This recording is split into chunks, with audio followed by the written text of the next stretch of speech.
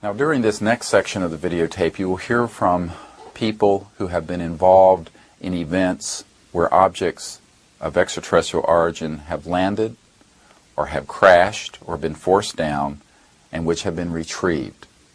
This is, of course, explosive testimony. It establishes the reality of the phenomenon and also of the fact that we have been studying this phenomenon for years. Many people will think that this is limited to the so-called Roswell event of the 1940s. This could not be further from the truth. In fact, there have been multiple events, at least a couple of dozen events, where objects of extraterrestrial origin have been acquired, have been retrieved, and which have been studied. We think that this is something which is of extreme importance because you cannot consider that covert programs, having spent hundreds of billions of dollars over the decades on research and development, so-called reverse engineering or back engineering of extraterrestrial technologies, have not had significant breakthroughs. The testimony will show that in fact we have.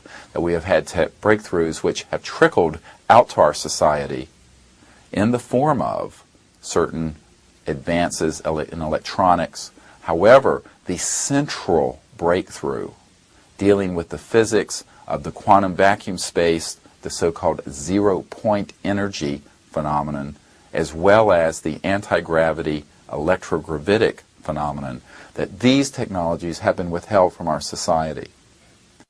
Back in 1962, I was a lieutenant at Ramstein Air Force Base in Germany. Excuse me. I was a crypto officer for the entire Ramstein Air Base. I was a top secret control officer. And in that capacity, I happened to see a classified message go through my comm center which said that a UFO has crashed on the island of Spitsbergen, Norway, and a team of scientists are coming to investigate it. I do not recall where the message came from, where it was going to, because in that capacity, we were oftentimes told, what you see here, leave here. But I can recall seeing that. We were in the basement of the Pentagon, and in those days, that was in 1959, there was a tremendous amount of security there in the base of the Pentagon. Anybody who's worked there knows what I'm talking about. I learned a lot about Project Blue Book. Blue Book was discussed quite openly in the office. Sections of Blue Book were open for discussion. And then there were other matters as well that were brought to our attention one afternoon when we were just about ready to finish up training. It was about 3:30, maybe 3:45 in the afternoon. Colonel Hollibird brought out a piece of what appeared to be a metallic. It was a metallic piece of looked like a yardstick. It had deciphering. It had encryption on it.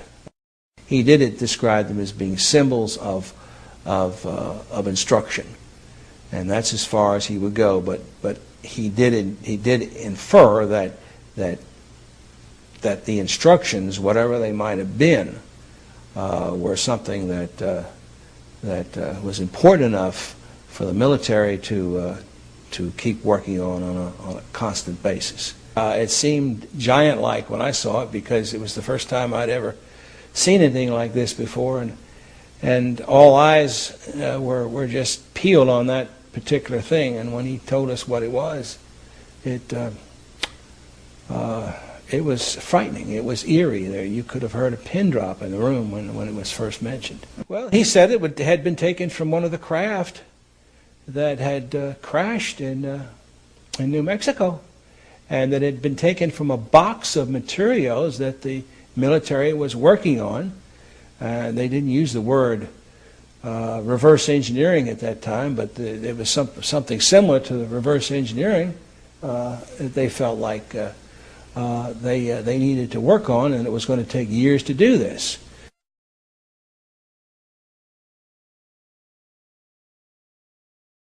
Extraterrestrial bodies, yes. There were either 3 or 5, and they didn't even know at that point, because some of the some of the information that they had gotten apparently was incomplete, but 3 or 5 stands out in my mind as the number that were taken. One was alive, partially alive at the time that this happened, and I do not know what may have happened to him after that.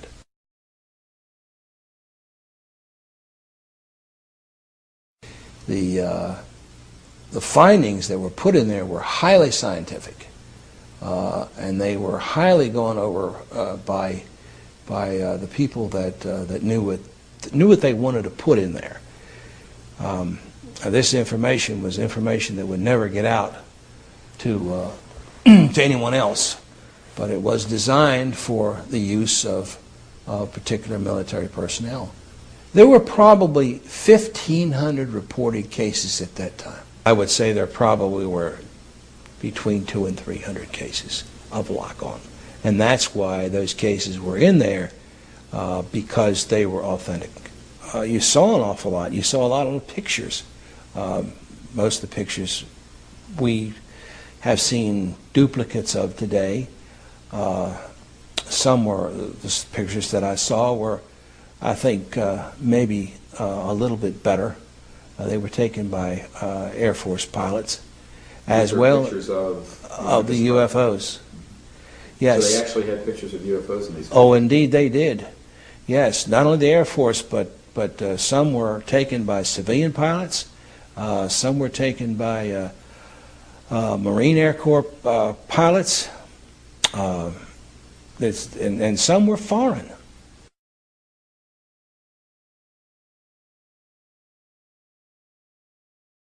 The whole process of dealing with the UFO phenomenon could not be handled anymore by one agency, and so in order to keep it alive, and I guess as cheaply as possible, it was given to various and sundry parts of the government to work on, and I guess they thought that they could also keep the intelligence factor as secret as possible by giving little agencies a little bit here and a little bit there, and that oftentimes is done with matters like this. But what happened was Eisenhower got sold out.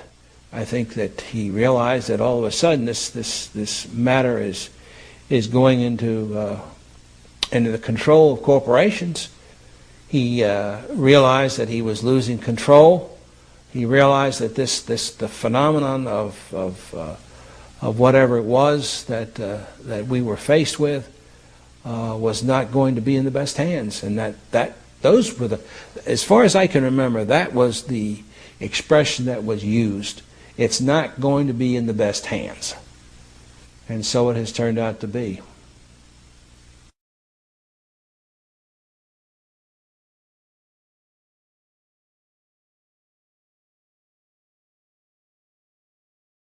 One day, Sergeant Allen and the other sergeant, and I'll remember his name soon, Sergeant Atkins. They were, and Sergeant Montalegre, and they came to us and said, "Look, we got a situation where we have an aircraft crash that's possibly friendly, and they need us to go and secure the crash site." And well, we found the area really easy because there was a huge gash in the land where something had crashed. Everything was burned, and it was like if you had almost cut like a warm butter with a knife. I mean, it was just it's like something on fire or had or some kind of energy, like a laser almost had like gutted. I mean, it was really strange, and basically we were the first ones to see the object. And basically what happened is we didn't go straight up the hill, because basically this thing went up the hill and then off into the side of the ravine, of the ridge. This is about a 200-foot ridge at least. It was buried in the side of the cliff. But anyway, we didn't go straight up. We went on to the left and walked up to the top of the ridge. And that's when we saw the crash.